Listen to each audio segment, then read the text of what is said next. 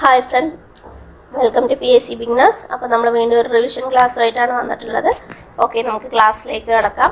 മലയാള സിനിമയുടെ പിതാവ് എന്നറിയപ്പെടുന്നത് ആരാണ്? JC ഡാനിയൽ ആണ്. ഇന്ത്യൻ ചലച്ചിത്രങ്ങളുടെ പിതാവ് എന്നറിയപ്പെടുന്നത് ദാദാ സാഹിബ് ഫാൽക്കെ ആണ്. അപ്പോൾ നമ്മൾ പറഞ്ഞു മലയാള സിനിമയുടെ പിതാവ് JC ഡാനിയൽ ആണെന്നല്ലേ. അപ്പോൾ കേരളത്തിലെ ആദ്യത്തെ സിനിമ എടുത്തത് അദ്ദേഹമാണ്. അതിൽ നടിച്ചത്, അതിൻ്റെ രചന, അതിൻ്റെ സംവിധാനം എല്ലാം JC ഡാനിയൽ തന്നെയാണ്. മലയാളത്തിലെ ആദ്യത്തെ സിനിമ ഏതാണ് എന്ന് ചോദിച്ചു പറഞ്ഞാൽ അത് വിഗതകുമാരനാണ്. മലയാളത്തിലെ ആദ്യത്തെ സിനിമ ഏതാണ്? അത് വിഗതകുമാരനാണ്. അതിൻ്റെ രചന, സംവിധാനം, നിർമ്മാണം എന്നിവയെല്ലാം നിർവഹിച്ചതും അഭിനയിച്ചതും ആരാണ്? JC ഡാനിയൽ തന്നെയാണ്. അദ്ദേഹത്തിൻ്റെ മുഴുവൻ പേരാണ് ജോസഫ് ചെല്ലയ്യ ഡാനിയൽ എന്നത്. ആ സിനിമയിൽ അദ്ദേഹത്തിൻ്റെ ചെറുപ്പകാലം അഭിനയിച്ചത് അദ്ദേഹത്തിൻ്റെ മകനായ സുന്ദർ രാജാണ്. ഈ വിഗതകുമാരൻ എന്നത് ഒരു നിശബ്ദ ചിത്രമാണ്. 1928 പുറത്തിറങ്ങിയത്. അത് ആദ്യമായി പ്രദർശനം ചെയ്തത് തിരുവനന്തപുരത്തെ ക്യാപിറ്റോൾ സിനിമ ഹാളിൽ വെച്ചിട്ടാണ്. അതിലെ നടി PK റോസിയാണ്. അപ്പോൾ മലയാളത്തിലെ ആദ്യ നായിക എന്നറിയപ്പെടുന്ന ആരാണ്? PK റോസിയാണ്. ഇനി JC ഡാനിയലിന്റെ പേരിലാണ് മലയാള ചലച്ചിത്ര മേഖലയിൽ സമഗ്ര സംഭാവനകൾ നൽകുന്നവർക്കായി സംസ്ഥാന സർക്കാർ ഏർപ്പെടുത്തിയ പുരസ്കാരം നൽകുന്നത്. ഈ പുരസ്കാരം ആദ്യമായി ലഭിച്ചത് TE വാസുദേവനാണ്. ഇനി ഇദ്ദേഹത്തിന്റെ JC ഡാനിയലിന്റെ ജീവിതത്തെ ആസ്പദമാക്കി പുറത്തിറങ്ങിയ ചിത്രമാണ് ഏത് എന്ന് പറയുന്നത്? സെല്ലുലോയിഡ് എന്ന് പറയുന്നത്. ഇനി മലയാളത്തിലെ രണ്ടാമത്തെ നിശബ്ദ ചിത്രമാണ് മാർത്താണ്ഡവർമ്മ എന്ന് പറയുന്നത്. ഇനി മലയാളത്തിലെ ആദ്യത്തെ ശബ്ദ ചിത്രം ചോദിക്കുകയെന്ന് പറഞ്ഞാൽ അത് ബാലനാണ്. മലയാളത്തിലെ ആദ്യത്തെ ശബ്ദ ചിത്രം എന്ന് പറയുന്നത്. ഇനി മലയാളി നിർമ്മിച്ച ആദ്യ മലയാള സിനിമ നിർമ്മലയാണ്. 1948 അത് പുറത്തിറങ്ങിയത്. മലയാളക്കരയിൽ ആദ്യമായി ചിത്രീകരിച്ച ചിത്രമാണ് 1949 വെള്ളി നക്ഷത്രം. കേരളത്തിലെ ആദ്യത്തെ സിനിമാ നിർമ്മാണ സ്റ്റുഡിയോയാണ് ഉദിയ സ്റ്റുഡിയോ എന്ന് പറയുന്നത്. അപ്പോൾ ഈ വെള്ളി നക്ഷത്രം എന്ന സിനിമ ചിത്രീകരിച്ചത് ഉദയ സ്റ്റുഡിയോയിൽ വെച്ചിട്ടാണ്. മലയാള സിനിമയിൽ സാമൂഹിക പ്രസക്തിയുള്ള കഥകൾക്ക് തുടക്കമിട്ട സിനിമയാണ് നീലക്കുയിൽ എന്ന് പറയുന്നത്. 1954 പുറത്തിറങ്ങിയ സിനിമയാണ് നീലക്കുയിൽ. ഇതിൻ്റെ കഥ, തിരക്കഥ, സംഭാഷണം എന്നിവയെല്ലാം നിർവഹിച്ചത് സാഹിത്യകാരനായ ഉറൂബാണ്. ഈ നീലക്കുയിൽ ചിത്രത്തിന് മികച്ച ചിത്രത്തിനുള്ള രാഷ്ട്രപതിയുടെ വെള്ളി മെഡലും കൂടി ലഭിച്ചിട്ടുണ്ട്. ആദ്യമായി മലയാളത്തിന് ഏറ്റവും നല്ല സിനിമയ്ക്കുള്ള ദേശീയ പുരസ്കാരം നേടിക്കൊടുത്ത സിനിമയാണ് ചെമ്മീൻ എന്ന് പറയുന്നത്. മികച്ച നടനുള്ള ദേശീയ ചലച്ചിത്ര അവാർഡ് നേടിയ ആദ്യ സിനിമ നടനാണ് PJ ആന്റണി. ആരാണ്? PJ ആന്റണി. നിർമ്മാല്യം എന്ന സിനിമയ്ക്കാണ് അദ്ദേഹത്തിന് അത് ലഭിച്ചത്.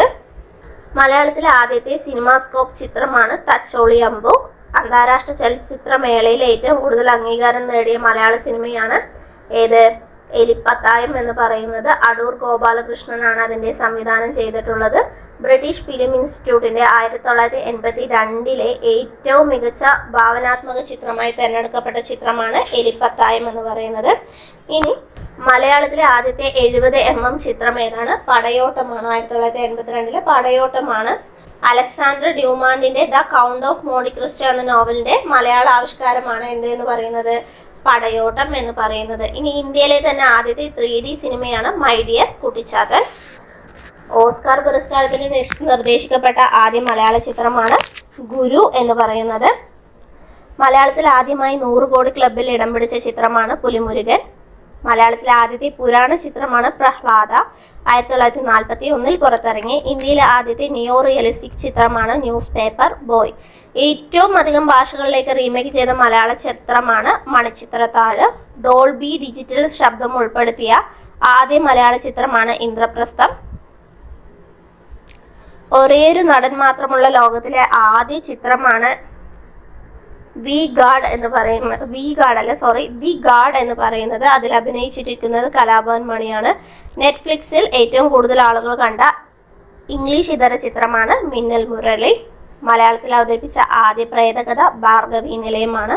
അന്യഭാഷകളിൽ മൊഴിമാറ്റപ്പെടുന്ന ആദ്യ മലയാള ചിത്രം ജീവിത നൗകയാണ്. ഡിജിറ്റൽ ഫോർമാറ്റിൽ നിർമ്മിച്ച മലയാളത്തിലെ ആദ്യ ചലച്ചിത്രമാണ് മൂന്നാമതൊരാൾ എന്നത്. ഏറ്റവും കൂടുതൽ കാലം തുടർച്ചയായി തിയേറ്ററിൽ പ്രദർശിപ്പിച്ച മലയാള സിനിമ ഗോഡ് ഫാദർ ആണ്. 404 ദിവസമാണ് ഇത് പ്രദർശിപ്പിച്ചത്. കേരള ചലച്ചിത്ര അക്കാദമി തുടങ്ങിയത് 1998 ആദ്യ ചെയർമാൻ ഷാജി N. കരുണാണ്. ഇപ്പോഴത്തെ കേരള ചലച്ചിത്ര അക്കാദമി ചെയർമാൻ റസൂൽ പൂക്കുട്ടിയാണ്. ദേശീയ ചലച്ചിത്ര പുരസ്കാരം നിലവിൽ വന്നത് 1954 ദാദാ സാഹിബ് ഫാൽക്കെ അവാർഡ് ഏർപ്പെടുത്തിയത് 1969 മികച്ച നടിക്കുള്ള ദേശീയ പുരസ്കാരം നേടിയ ആദ്യ മലയാളിയാണ് ശാരദ. ഏറ്റവും കൂടുതൽ ദേശീയ സംസ്ഥാന അവാർഡുകൾ നേടിയ മലയാളി നടനാണ് മമ്മൂട്ടി. 2 ഭാഷകളിലെ അഭിനയത്തിന് മികച്ച നടനുള്ള ദേശീയ ചലച്ചിത്ര പുരസ്കാരം നേടിയ നടനും മമ്മൂട്ടി തന്നെയാണ്. മലയാളത്തിലെയും അന്യഭാഷാ ചിത്രത്തിലെയും അഭിനയത്തിന് 2 തവണ ദേശീയ പുരസ്കാരം നേടിയ മലയാളി നടിയാണ് ശോഭന. ദാദാ സാഹിബ് ഫാൽക്കെ അവാർഡ് നേടിയ ആദ്യ മലയാളി അടൂർ ഗോപാലകൃഷ്ണനാണ്. 2ാമത് മലയാളിയാണ് മോഹൻലാൽ. ശ്രവണ വെല്ലുവിളി നേരിടുന്ന കുട്ടികൾക്കായി ആരംഭിച്ച ആംഗ്യഭാഷയിലുള്ള ചാനലാണ് PME വിദ്യ DTH എന്ന് പറയുന്നത്. നമ്മുടെ ഇന്ത്യൻ ബഹിരാകാശ ഗവേഷണ ഏജൻസി വികസിപ്പിച്ച സൂര്യനെ പറ്റി പഠിക്കാനുള്ള യൂറോപ്യൻ സ്പേസ് ഏജൻസിയുടെ ദൗത്യമാണ് പ്രോബ 3. കേരളത്തിലെ മോട്ടോർ തൊഴിലാളി ക്ഷേമനിധി ബോർഡിന്റെ സേവനങ്ങൾക്കായി നിയോഗിക്കപ്പെട്ട AI റിസപ്ഷനിസ്റ്റാണ് കെല്ലി. തീവ്രമായ ദുരന്ത സാധ്യതാ മുന്നറിയിപ്പുകൾ ജനങ്ങളെ അറിയിക്കാനായി സംസ്ഥാന സർക്കാർ ആരംഭിച്ച സംവിധാനമാണ് കവചം. 2025 ജനുവരിയിൽ മുംബൈയിൽ കമ്മീഷൻ ചെയ്ത ഇന്ത്യ തദ്ദേശീയമായി നിർമ്മിച്ച ലോകത്തിലെ ഏറ്റവും വലിയ മിസൈൽ വേദ കപ്പലാണ് INS സൂറത്ത്. ഏത് നേത്രരോഗത്തിൽ നിന്ന് ഇന്ത്യ പൂർണ്ണമായി വിമുക്തി നേടിയെന്നാണ് 2024 ഒക്ടോബറിൽ ലോകാരോഗ്യ സംഘടന പ്രഖ്യാപിച്ചത്? ട്രക്കോമ രോഗത്തിൽ നിന്നാണ്. കാടിറങ്ങുന്ന മൃഗങ്ങളെ നിരീക്ഷിക്കാനും തുരത്താനുമായി IIIT കോട്ടയം വികസിപ്പിച്ചെടുത്ത ഡ്രോൺ ഏതാണ്? അസ്ത്ര B1 ആണ്. ലഹരിക്കെതിരായ ബോധവൽക്കരണത്തിന്റെ ഭാഗമായി സംസ്ഥാന NSS ആരംഭിച്ച ക്യാമ്പയിനാണ് ലൈഫ് ഈസ് ബ്യൂട്ടിഫുൾ എന്ന് പറയുന്നത്. സംസ്ഥാന NSS. ഇനി സംസ്ഥാനത്തെ ലഹരി വ്യാപാരത്തിന് തടയിടുക എന്ന ലക്ഷ്യത്തോടെ എക്സൈസ് വകുപ്പിന്റെ നേതൃത്വത്തിൽ ആരംഭിച്ച ദൗത്യമാണ് ഓപ്പറേഷൻ ക്ലീൻ സ്റ്റേറ്റ് എന്ന് പറയുന്നത്. നമുക്ക് ആർദ്രം മിഷനെ കുറിച്ചിട്ട് നോക്കാം. കേരളത്തിൽ സർക്കാർ ആശുപത്രികളെ രോഗി സൗഹൃദമാക്കാനുള്ള പദ്ധതിയാണ് ആർദ്രം മിഷൻ എന്ന് പറയുന്നത്. സർക്കാർ ആശുപത്രികളിലെ സേവനങ്ങളും അതുപോലെ സൗകര്യങ്ങളും മെച്ചപ്പെടുത്താനും ന്യായമായ ചെലവിനും സമയത്തും സംതൃപ്തിയിലും ചികിത്സ നൽകാനും ലക്ഷ്യമിട്ടുള്ള പദ്ധതി കൂടിയാണ് ആർദ്രം മിഷൻ എന്ന് പറയുന്നത്. ഈ ആർദ്രം മിഷന്റെ ലക്ഷ്യമാണ് മെഡിക്കൽ കോളേജ് ആശുപത്രികളുടെയും മറ്റ് ഗവൺമെന്റ് ആശുപത്രികളുടെയും ഔട്ട് പേഷ്യന്റ് വിഭാഗങ്ങളുടെ രോഗി സൗഹൃദ പരിവർത്തനം, ജില്ലാ താലൂക്ക് തല ആശുപത്രികളെ മാതൃകാ നിലവാരത്തിലേക്ക് ഉയർത്തൽ, പ്രാഥമികാരോഗ്യ കേന്ദ്രങ്ങളെ കുടുംബാരോഗ്യ കേന്ദ്രങ്ങളായി വികസിപ്പിക്കുക എന്നതെല്ലാം ആർദ്രം മിഷന്റെ ലക്ഷ്യങ്ങളിൽ പെടുന്നതാണ്. ഇതിന്റെ ചെയർമാൻ മുഖ്യമന്ത്രിയാണ്. ഉപാധ്യക്ഷന്മാർ വന്നിട്ട് ആരോഗ്യമന്ത്രി അല്ലെങ്കിൽ ആരോഗ്യമന്ത്രിയും ധനകാര്യമന്ത്രിമാരുമാണ്.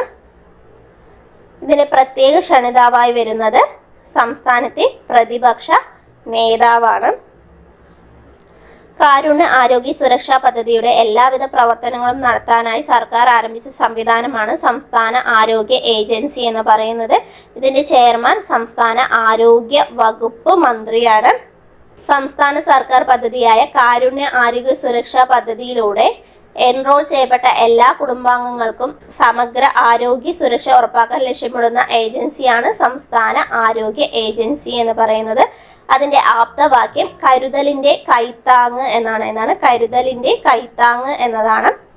ഈ പദ്ധതിയിൽ കേന്ദ്രവും സംസ്ഥാനവും 60/40 എന്ന കണക്കിലാണ് ഫണ്ട് പങ്കിടുന്നത്. ഇനി കേരളത്തിലെ ആരോഗ്യ വകുപ്പ് നടത്തിവരുന്ന കോംപ്രിഹെൻസീവ് ന്യൂബോൺ സ്ക്രീനിങ് പ്രോഗ്രാമാണ് ശലഭം എന്ന് പറയുന്നത്. ഇതൊരു ശിശു മരണനിരക്ക് കുറയ്ക്കുക എന്നതാണ് ഇതിന്റെ ലക്ഷ്യം എന്ന് പറയുന്നത്. കേരള സർക്കാരിന്റെ സൗജന്യ ക്യാൻസർ ചികിത്സാ പദ്ധതിയാണ് സുഹൃതം എന്ന് പറയുന്നത്. ഇതിന്റെ ബ്രാൻഡ് അംബാസിഡർ മമ്മൂട്ടിയാണ്. അതുപോലെ തന്നെ ആരോഗ്യം ആനന്ദം അകറ്റാം അർബുദം എന്നത് അർബുദ രോഗത്തിനെതിരായ പ്രചരണ പരിപാടിയാണ്. ഈ പരിപാടിയുടെ അംബാസിഡർ വന്നിട്ട് മഞ്ജു വാര്യറാണ്. അർബുദ രോഗം നേരത്തെ കണ്ടെത്തി തടയാനും ചികിത്സ ഉറപ്പാക്കാനുമുള്ള ബോധവൽക്കരണ പരിപാടിയാണ് എന്ന് പറയുന്നത് സ്വാസ്ഥ്യം എന്ന് പറയുന്നത്. ഇനി സംസ്ഥാന സർക്കാരിന്റെ എയ്ഡ്സ് ബോധവൽക്കരണ പരിപാടിയാണ് ആയുർദളം എന്നാണ്. ആയുർദളമാണ്. ഇനി 65 വയസ്സ് കഴിഞ്ഞ വയോജനങ്ങൾക്ക് സൗജന്യ ചികിത്സ, മരുന്ന്, പാലിയേറ്റീവ് കെയർ എന്നിവ നൽകുന്നതിനായി ആരംഭിച്ച പദ്ധതിയാണ് വയോമിത്രം എന്ന് പറയുന്നത്. ഇനി സർക്കാർ വൃദ്ധസദനങ്ങളിലെ വയോജനങ്ങൾക്ക് ആരോഗ്യ സംരക്ഷണം ലക്ഷ്യമിട്ട് നടപ്പിലാക്കി വരുന്ന ആയുർവേദ ചികിത്സാ പദ്ധതിയാണ് വയോ അമൃതം. ഇനി BPL വിഭാഗത്തിൽപ്പെട്ട പ്രമേഹ രോഗികളായ വയോജനങ്ങൾക്ക് സൗജന്യമായി ഗ്ലൂക്കോമീറ്റർ നൽകുന്ന സാമൂഹിക നീതി വകുപ്പിന്റെ പദ്ധതിയാണ് വയോ മധുരം. വയോജനങ്ങൾക്ക് അടിയന്തര ഘട്ടത്തിൽ സഹായവും സുരക്ഷയും ഉറപ്പാക്കുന്നതിനായി കേരള സാമൂഹിക നീതി വകുപ്പ് നടപ്പിലാക്കുന്ന പദ്ധതിയാണ് വയോ രക്ഷ എന്ന് പറയുന്നത്. അപ്പോൾ വയോമിത്രം എന്ന് പറയുന്നത് ഈ വയസ്സായവർക്കുള്ള 65 വയസ്സ് കഴിഞ്ഞവർക്കുള്ള ചികിത്സ, മരുന്ന്, പാലിയേറ്റീവ് കെയർ എന്നിങ്ങനെയുള്ള പദ്ധതിയും വയോ അമൃതം എന്ന് പറഞ്ഞാൽ അതൊരു ആയുർവേദ ചികിത്സാ പദ്ധതിയാണ്. വയോ മധുരം എന്ന് പറഞ്ഞാൽ ഗ്ലൂക്കോമീറ്റർ നൽകുന്ന പദ്ധതിയാണ്. വയോ രക്ഷ എന്ന് പറഞ്ഞാൽ എന്താണ്? അടിയന്തര ഘട്ടങ്ങളിൽ സഹായവും സുരക്ഷയും നൽകുന്ന പദ്ധതിയാണ് വയോ രക്ഷ എന്ന് പറയുന്നത്. നമ്മൾ കഴിഞ്ഞ ക്ലാസ്സിൽ ഭിന്നശേഷിക്കാർക്ക് വേണ്ടിയിട്ടുള്ള പദ്ധതികളും പറഞ്ഞിട്ടുണ്ടായിരുന്നു. രണ്ടും ഇമ്പോർട്ടൻ്റ് ആണ്.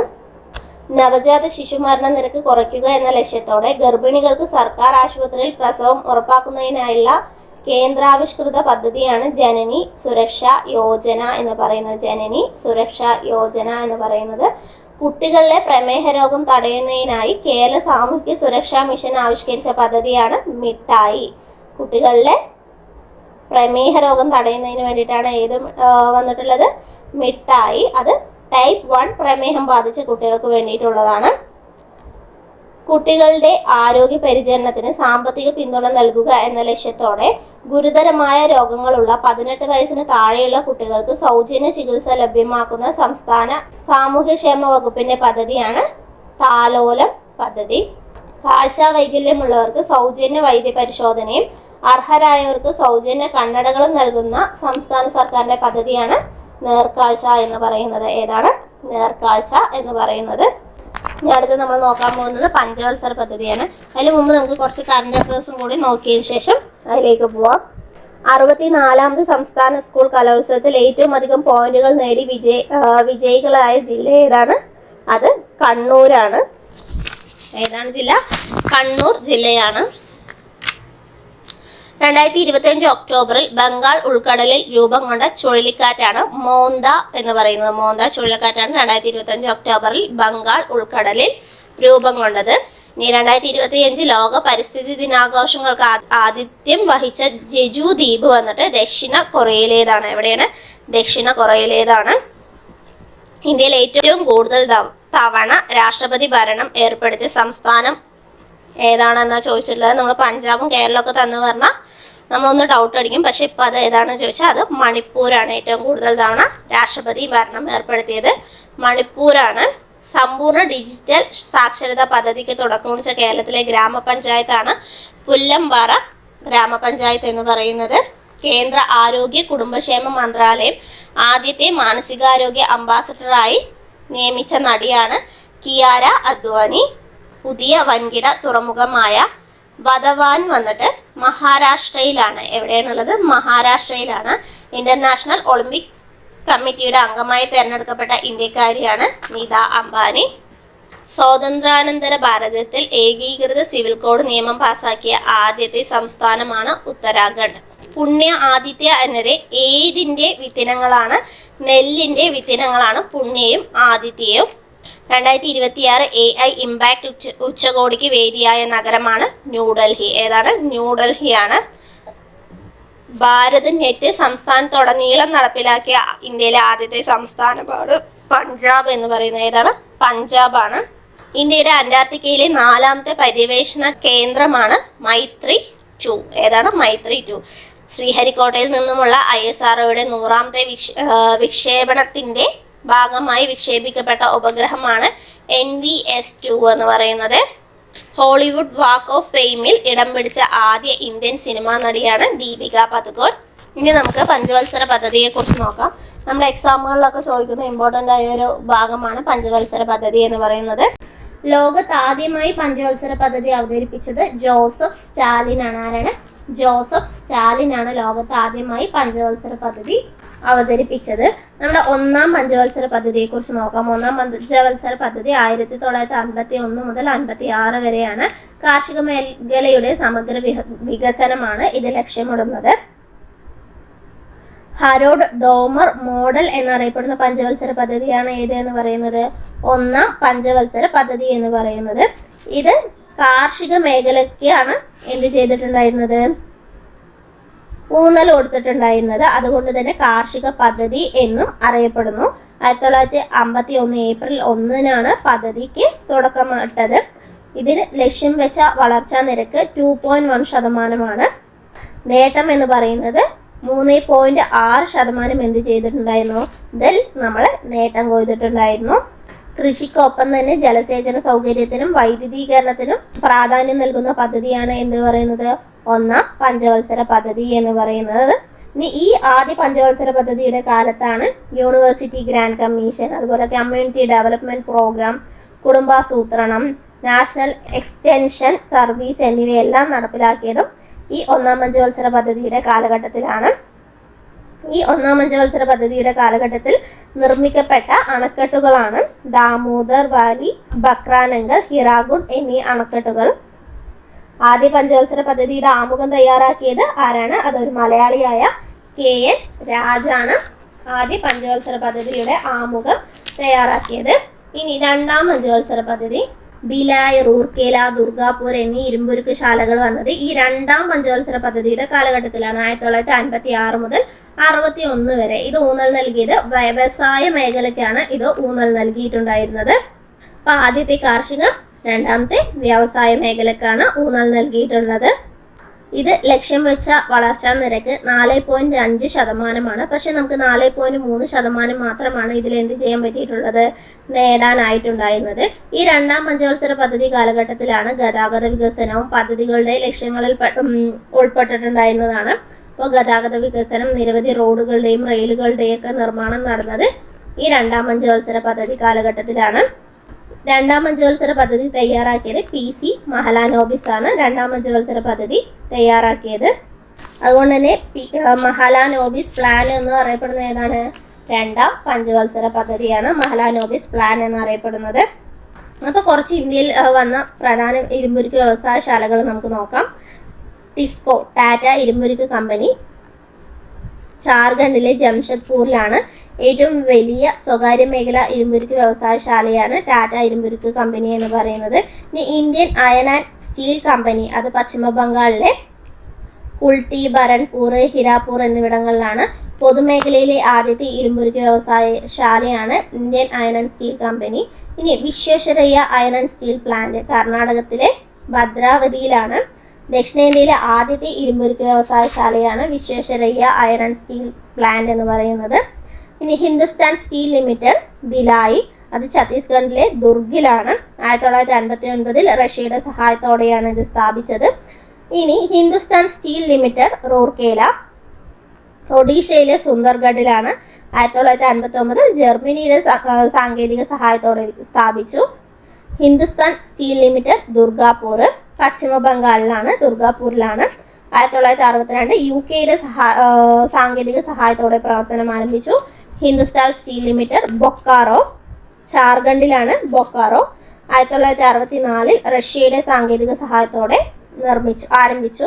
അപ്പോൾ ഭിലായി വന്നിട്ട് റഷ്യയുടെ സാങ്കേതിക സഹായത്തോടെയാണ്. റൂർക്കേല ജർമ്മനിയുടെ, ദുർഗാപൂർ UKയുടെ സഹായത്തോടെയും ബൊക്കാറോ റഷ്യയുടെ സഹായത്തോടെയുമാണ് എന്ത് ചെയ്തിട്ടുള്ളത്? പ്രവർത്തനം ആരംഭിച്ചിട്ടുള്ളത്. അപ്പോൾ രണ്ടാം പഞ്ചവത്സര പദ്ധതി കാലഘട്ടത്തിൽ വന്ന ഇരുമ്പുരുക്ക് ശാലകളാണ് അവയെല്ലാം എന്ന് പറയുന്നത്. അടുത്തതാണ് മൂന്നാം പഞ്ചവത്സര പദ്ധതി 1961 മുതൽ 66 വരെയാണ്. ഭക്ഷ്യ സ്വയം പര്യാപ്തത, സമ്പദ്ഘടനയുടെ സ്വയം പര്യാപ്തത എന്നിവയായിരുന്നു ഇതിന്റെ ലക്ഷ്യങ്ങളിൽ പെടുന്നത്. 5.6% വളർച്ച ലക്ഷ്യം വെച്ച പദ്ധതി 2.8% മാത്രമേ എന്ത് ചെയ്തിട്ടുള്ളൂ? വളർച്ച കൈവരിച്ചിട്ടുണ്ടായിരുന്നുള്ളൂ. പൂർണ്ണമായും പരാജയപ്പെട്ട പഞ്ചവത്സര പദ്ധതിയും കൂടിയായിരുന്നു എന്തെന്ന് പറയുന്നത്? മൂന്നാം പഞ്ചവത്സര പദ്ധതി എന്ന് പറയുന്നത്. 1962 ഇന്ത്യ ചൈന യുദ്ധം, അതുപോലെ 1965 ഇന്ത്യ പാകിസ്ഥാൻ യുദ്ധം, ഇവയെല്ലാമാണ് ഈ പദ്ധതി പരാജയപ്പെടാൻ കാരണമായത്. ഗാഡ്ഗിൽ യോജന എന്നറിയപ്പെടുന്ന പഞ്ചവത്സര പദ്ധതിയാണ് മൂന്നാം പഞ്ചവത്സര പദ്ധതി. ഇന്ത്യയിൽ ഹരിത വിപ്ലവം നടപ്പിലാക്കപ്പെട്ടപ്പോൾ ഉണ്ടായിരുന്ന പഞ്ചവത്സര പദ്ധതി ഏതാണെന്ന് ചോദിച്ചാൽ അതും 3-ാം പഞ്ചവത്സര പദ്ധതിയാണ്. ഇന്ത്യൻ ഹരിത വിപ്ലവത്തിന്റെ പിതാവ് അറിയപ്പെടുന്നത് ഡോക്ടർ MS സ്വാമിനാഥനാണ്. നാഷണൽ ഡയറി ഡെവലപ്മെന്റ് ബോർഡ് സ്ഥാപിച്ചതും 3-ാം പഞ്ചവത്സര പദ്ധതി കാലഘട്ടത്തിലാണ്. ഇന്ത്യയുടെ മിൽക്ക് മാൻ എന്നറിയപ്പെടുന്നത് ആരാണ്? വർഗീസ് കുര്യനാണ്. അതിനുശേഷം നമ്മൾ പറഞ്ഞു കുറച്ചു കാലം എന്ന് പറയുന്നത് എന്തായിരുന്നു? ഒരു പ്ലാൻ ഹോളിഡേയുടെ കാലമായിരുന്നു. 3-ാം പഞ്ചവത്സര പദ്ധതി തകർന്നത് കൊണ്ടാണ് എന്ത് ചെയ്തിട്ടുണ്ടായിരുന്നത്? പിന്നീട് 4-ാം പഞ്ചവത്സര പദ്ധതി ഉടനടി ആരംഭിച്ചില്ല. അതിൻ്റെ ഇടയിൽ അവരെന്ത് ചെയ്തു? കുറച്ച് പ്ലാൻ ഹോളിഡേയ്സ് കൊടുത്തു. 1966 മുതൽ 69 വരെ. ഇതാണ് പ്ലാൻ ഹോളിഡേ എന്ന് പറയുന്നത്. ഈ കാലത്താണ് ഹരിത വിപ്ലവം രാജ്യവ്യാപകമായിട്ട് പ്രായോഗികമാക്കിയത്. ഈ കാലത്താണ്. ഇനി അടുത്തതാണ് 4-ാം പഞ്ചവത്സര പദ്ധതി. 1969 മുതൽ 74 വരെയായിരുന്നു 4-ാം പഞ്ചവത്സര പദ്ധതി എന്ന് പറയുന്നത്. സ്ഥിരതയോടുകൂടിയ വളർച്ചയ, സ്വാശ്രയത്വം എന്നിവയായിരുന്നു ഇതിന്റെ ലക്ഷ്യത്തിൽപ്പെടുന്നത്. 5.7% വളർച്ച ലക്ഷ്യം വെച്ചിട്ട് 3.3% മാത്രമാണ് എന്ത് ചെയ്തിട്ടുണ്ടായിരുന്നത്? വളർച്ച ലഭിച്ചിട്ടുണ്ടായിരുന്നത്. കുടുംബാസൂത്രണ പരിപാടികൾ ആവിഷ്കരിക്കപ്പെട്ടത് 4-ാം പഞ്ചവത്സര പദ്ധതി കാലത്താണ്. ഗാഡ്ഗിൽ മോഡൽ എന്നറിയപ്പെടുന്നത് 4-ാം പഞ്ചവത്സര പദ്ധതിയാണ്. നമ്മൾ ഗാഡ്ഗിൽ യോജന എന്നറിയപ്പെടുന്നത് 3-ാം പഞ്ചവത്സര പദ്ധതിയാണെന്ന് നമ്മൾ പറഞ്ഞു. ഗാഡ്ഗിൽ മോഡൽ എന്നറിയപ്പെടുന്നത് ഏതാണ്? 4-ാം പഞ്ചവത്സര പദ്ധതി കാലഘട്ടത്താണ്. അപ്പോൾ 1969 മുതലാണല്ലേ. അപ്പോൾ 1-ാം ഘട്ട ബാങ്ക് ദേശസാൽക്കരണം നടന്നത് എപ്പോഴാണ്? 4-ാം പഞ്ചവത്സര പദ്ധതി കാലഘട്ടത്തിലാണ്. അപ്പോൾ 1-ാം ഘട്ട ബാങ്ക് ദേശസാൽക്കരണം നടന്നത് 1969 ജൂലൈ 19-നാണ്. അടുത്തതാണ് 5-ാം പഞ്ചവത്സര പദ്ധതി എന്ന് പറയുന്നത്. 1974 മുതൽ 79 വരെയാണ്. ഇതിന്റെ ലക്ഷ്യം എന്ന് പറയുന്നത് ദാരിദ്ര്യ നിർമ്മാർജ്ജനമാണ്. 4.4% വളർച്ച ലക്ഷ്യമിട്ട പദ്ധതി 4.8% വളർച്ച നേടാൻ കഴിഞ്ഞിട്ടുണ്ട്. ഇതിന്റെ കരട് രൂപം തയ്യാറാക്കിയത് DP ധർ ആണ്. 5-ാം പഞ്ചവത്സര പദ്ധതിയുടെ കരട് രൂപം തയ്യാറാക്കിയിട്ടുള്ളത്. അടിയന്തരാവസ്ഥ പ്രഖ്യാപിക്കപ്പെട്ടത് ഈ 5-ാം പഞ്ചവത്സര പദ്ധതിയുടെ കാലഘട്ടത്തിലാണ്. എപ്പോഴാണ്? 5-ാം പഞ്ചവത്സര പദ്ധതിയുടെ കാലഘട്ടത്തിൽ. അതിനുശേഷം വന്നതാണ് റോളിംഗ് പ്ലാൻ എന്ന് പറയുന്നത്. ഇതിന്റെ ഉപജ്ഞാതാവ് ഗുണ്ണാർ മിർഡാലാണ്. അതായത് ജനതാ പാർട്ടി അധികാരത്തിലെത്തിയതോടെ പഞ്ചവത്സര പദ്ധതിക്ക് പകരമായി അവർ എന്ത് ചെയ്തു? പുതിയൊരു പദ്ധതി കൊണ്ടുവന്നു. 1978 മുതൽ 83 വരെയുള്ള കാലഘട്ടത്തിലേക്കായിരുന്നു പദ്ധതി അവർ കൊണ്ടുവന്നിട്ടുണ്ടായിരുന്നത്. ഇതിനെ പിന്നീട് റോളിംഗ് പ്ലാൻ എന്നറിയപ്പെട്ടു. എങ്ങനെ അറിയപ്പെട്ടു? Rolling plan എന്നറിയപ്പെട്ടു. 83 വരെയാണ് അവർ ഉദ്ദേശിച്ചത്. പക്ഷെ 80-ൽ അവർ വീണ്ടും എന്ത് കൊണ്ടുവന്നിട്ടുണ്ടായിരുന്നു? 6-ാം പഞ്ചവത്സര പദ്ധതി നടപ്പിലാക്കുകയുണ്ടായി. 1980-ൽ തിരിച്ചെത്തിയ ഇന്ദിരാഗാന്ധിയുടെ കോൺഗ്രസ് എന്ത് ചെയ്തു? സർക്കാരിന്റെ റോളിംഗ് പ്ലാൻ അവസാനിപ്പിച്ചിട്ട് വീണ്ടും പഞ്ചവത്സര പദ്ധതികൾ കൊണ്ടുവന്നു. അപ്പോൾ 6-ാം പഞ്ചവത്സര പദ്ധതിയുടെ കാലഘട്ടം എന്ന് പറയുന്നത് 80 മുതൽ 85 വരെയാണ്. 6-ാം പഞ്ചവത്സര പദ്ധതിയുടെ കാലഘട്ടം എന്ന് പറയുന്നത് കാർഷിക വ്യാവസായിക മേഖലകളുടെ അടിസ്ഥാന സൗകര്യങ്ങൾ മെച്ചപ്പെടുത്തലാണ് ഇതിന്റെ ലക്ഷ്യം വരുന്നത്. 5.2% വളർച്ച ലക്ഷ്യം വെച്ച പദ്ധതി 5.7% വളർച്ചാ നിരക്ക് കൈവരിക്കുകയുണ്ടായി. ഇനി അടുത്തത് 7-ാം പഞ്ചവത്സര പദ്ധതി വന്നത് 1985 ടു 1990 വരെയാണ് 7-ാം പഞ്ചവത്സര പദ്ധതിയുടെ കാലഘട്ടം എന്ന് പറയുന്നത്. 5% വളർച്ചാ നിരക്ക് ലക്ഷ്യം വെച്ചെങ്കിലും അവർക്ക് 6% വളർച്ചാ നിരക്ക് എന്ത് ചെയ്യാൻ കഴിഞ്ഞു? കൈവരിക്കാൻ കഴിഞ്ഞു. ആധുനികവൽക്കരണം, തൊഴിലവസരങ്ങളുടെ വർധനവ് എന്നിവയായിരുന്നു അവർ ലക്ഷ്യം വെച്ചിട്ടുണ്ടായിരുന്നത്. രാജീവ് ഗാന്ധി ആയിരുന്നു ഈ സമയത്തെ പ്രധാനമന്ത്രിയായിട്ടുണ്ടായിരുന്നത്. 90 കഴിഞ്ഞ അടുത്ത പഞ്ചവത്സര പദ്ധതി 8-ാം പഞ്ചവത്സര പദ്ധതി വരുന്നത് 1992-ലാണ്. അപ്പം അതിൻ്റെ ഇടയിൽ വന്നത് വാർഷിക പദ്ധതികളാണ്. 90 മുതൽ 91, 91 മുതൽ 92 എന്നിങ്ങനെ 2 വാർഷിക പദ്ധതികളാണ് വന്നത്. ഈ സമയത്ത് ഇന്ത്യയുടെ പ്രധാനമന്ത്രിയായിരുന്നത് VP നരസിംഹറാവു ആയിരുന്നു. ആരാണ്? VP നരസിംഹറാവു ആയിരുന്നു. അടുത്തതാണ് 8-ാം പഞ്ചവത്സര പദ്ധതി. 1992 മുതൽ 97 വരെയാണ് 8-ാം പഞ്ചവത്സര പദ്ധതി. അതിൻ്റെ ലക്ഷ്യം മാനവശേഷി വികസനമാണ്. 8-ാം പഞ്ചവത്സര പദ്ധതിയുടെ ലക്ഷ്യം മൻമോഹൻ മോഡൽ എന്നറിയപ്പെടുന്നത് 8-ാം പഞ്ചവത്സര പദ്ധതിയാണ്. പഞ്ചായത്ത് രാജ് വന്നത് 8-ാം പഞ്ചവത്സര പദ്ധതി കാലഘട്ടത്തിലാണ്. 1992-ലാണ് ഈ സമയത്ത് 8-ാം പഞ്ചവത്സര പദ്ധതിയുടെ കാലഘട്ടത്തിലാണ് ഇന്ത്യൻ നാഷണൽ സ്റ്റോക്ക് എക്സ്ചേഞ്ച് നിലവിൽ വന്നത്. ഇന്ത്യ ലോക വ്യാപാര സംഘടനയിൽ അംഗമായതും 8-ാം പഞ്ചവത്സര പദ്ധതി കാലഘട്ടത്തിൽ തന്നെയാണ്. അടുത്തതാണ് 9-ാം പഞ്ചവത്സര പദ്ധതി എന്ന് പറയുന്നത്. ഇത് നിലവിൽ വന്ന 1997-ലാണ്. 97 ടു 2002 വരെയാണ് 9ാം പഞ്ചവത്സര പദ്ധതി എന്ന് പറയുന്നത് ഗ്രാമീണ വികസനവും വികേന്ദ്രീകൃത ആസൂത്രണമായിരുന്നു ഇതിൻ്റെ ലക്ഷ്യങ്ങളിൽ പെടുന്നത്. 6.5% വളർച്ചാ നിരക്ക് ലക്ഷ്യം വെച്ചിരുന്ന 9ാം പഞ്ചവത്സര പദ്ധതി 5.4% വളർച്ചാ നിരക്ക് മാത്രമാണ് എന്ത് ചെയ്തിട്ടുള്ളൂ, കൈവരിക്കാൻ കഴിഞ്ഞിട്ടുള്ളൂ. ഈ സമയങ്ങളിലാണ് 9ാം പഞ്ചവത്സര പദ്ധതിയുടെ, അതായത് 1997 to 2008 ഇടയിലാണ് എന്ത് വന്നിട്ടുള്ളത്, കുടുംബശ്രീ നിലവിൽ വന്നിട്ടുള്ളത്. നമുക്കറിയാലോ 1998 എന്ത് വന്നിട്ടുള്ളത്, കുടുംബശ്രീ നിലവിൽ വന്നത്. ഇനി 10ാം പഞ്ചവത്സര പദ്ധതി 2002 മുതൽ 2007 വരെയാണ്. അതിന്റെ ലക്ഷ്യം മൂലധന നിക്ഷേപം വർദ്ധിപ്പിക്കുക എന്നതാണ് 10ാം പഞ്ചവത്സര പദ്ധതിയുടെ ലക്ഷ്യം എന്ന് പറയുന്നത്. ഇത് ലക്ഷ്യം വെച്ചത് 8% വളർച്ചാ നിരക്കാണ്, പക്ഷെ ലഭിച്ചത് 7.6% വളർച്ചാ നിരക്കാണ്. ദാരിദ്ര്യ നിരക്ക് കുറയ്ക്കുക എന്നതിനോടൊപ്പം തന്നെ ലിംഗവിവേചനം കുറയ്ക്കുക എന്ന ആശയം കൂടെ ലക്ഷ്യമിട്ട് അവതരിപ്പിക്കപ്പെട്ട പഞ്ചവത്സര പദ്ധതിയാണ് 10ാം പഞ്ചവത്സര പദ്ധതി എന്ന് പറയുന്നത്. ഇനി 2007 മുതൽ 2012 വരെയുള്ള പദ്ധതിയാണ് 11ാം പഞ്ചവത്സര പദ്ധതി.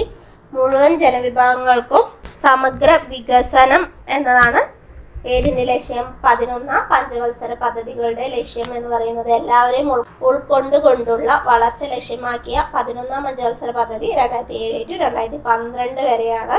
ഇനി അവസാനത്തെ പഞ്ചവത്സര പദ്ധതിയാണ് എന്തെന്ന് പറയുന്നത്, 12ാം പഞ്ചവത്സര പദ്ധതി എന്ന് പറയുന്നത്. അതിൻ്റെ കാലയളവ് എന്ന് പറയുന്നത് 2012 മുതൽ 2017 വരെയാണ്. അവസാനത്തെ പഞ്ചവത്സര പദ്ധതിയാണ് എന്ത്, 12ാം പഞ്ചവത്സര പദ്ധതി. സുസ്ഥിര വികസനമാണ് അതിൻ്റെ ലക്ഷ്യത്തിൽ പെടുന്നത്. സുസ്ഥിര വികസനം, ത്വരിതഗതിയിലുള്ള വളർച്ച, എല്ലാവരെയും ഉൾക്കൊള്ളിച്ചുകൊണ്ടുള്ള വളർച്ച എന്നിവയാണ് 12ാം പഞ്ചവത്സര പദ്ധതിയുടെ മുഖ്യ ലക്ഷ്യങ്ങൾ എന്ന് പറയുന്നത്. അപ്പോൾ ഈ പദ്ധതിയുടെ കാലാവധി പൂർത്തിയാക്കുന്നതിന് മുമ്പ് തന്നെ എന്ത് ചെയ്തു, ആസൂത്രണ കമ്മീഷന് പകരം എന്ത് വന്നു, പുതുതായിട്ട് നീതി ആയോഗ് വന്നിട്ടുണ്ടായിരുന്നു. ഏതാ വന്നത്, നീതി ആയോഗ് വന്നു. 1950 മാർച്ച് 15 രൂപം കൊണ്ട ആസൂത്രണ കമ്മീഷന് പകരം 2015 ജനുവരി 1 നീതി ആയോഗ് നിലവിൽ വന്നു. 2015 ജനുവരി 1 എന്ത് വന്നു, നീതി ആയോഗ് നിലവിൽ വന്നു. ഈ വാർഷിക പദ്ധതികൾ തീരുമാനിച്ചിരുന്നതും അതുപോലെ സംസ്ഥാന സർക്കാരുകൾക്കുള്ള ഫണ്ട് കൈമാറ്റം നടത്തിയിരുന്നതൊക്കെ ആരായിരുന്നു, ആസൂത്രണ കമ്മീഷനായിരുന്നു. എന്നാൽ ഇതിൽ നിന്ന് വ്യത്യസ്തമായിട്ട് ഫെഡറലിസം പ്രോത്സാഹിപ്പിച്ചുകൊണ്ടാണ് നീതി ആയോഗിന്റെ പ്രവർത്തനങ്ങളെല്ലാം ഉണ്ടായിട്ടുണ്ടായിരുന്നത്. ഇതിന്റെ അധ്യക്ഷനായിട്ടുള്ളത് പ്രധാനമന്ത്രിയാണ്. ഇതിന്റെ ഭരണസമിതിയിലെ എല്ലാ മുഖ്യമന്ത്രിമാരും കേന്ദ്രഭരണ പ്രദേശങ്ങളിലെ ലഫ്റ്റനന്റ് ഗവർണർമാരും അംഗമായിരിക്കും.